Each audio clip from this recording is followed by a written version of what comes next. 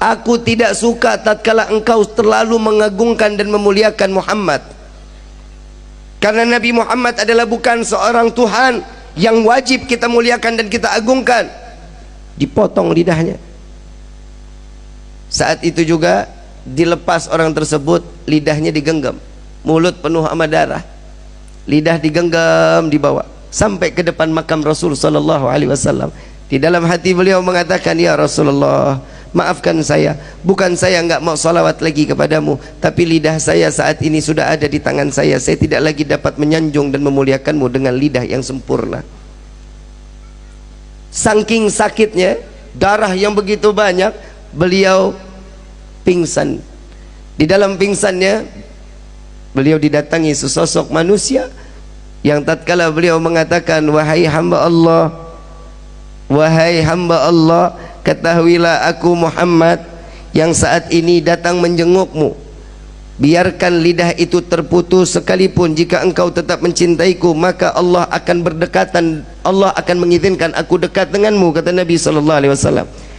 Namun si hamba Allah ini mengatakan, ya Rasulullah, tapi aku ingin bersolawat dengan fasihnya, dengan kegembiraan, dengan lisan yang penuh dengan kesempurnaan.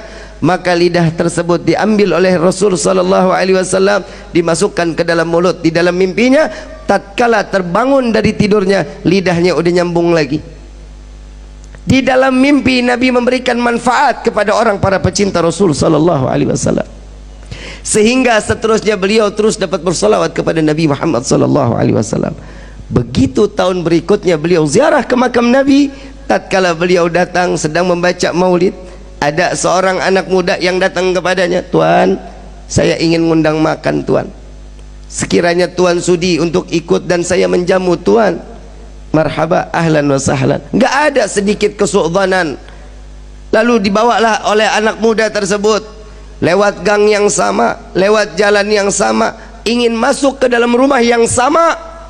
Lalu beliau mengatakan, wahai Tuan, saya pernah masuk ke dalam ini. Dahulu lidah saya dipotong oleh pemilik rumah ini.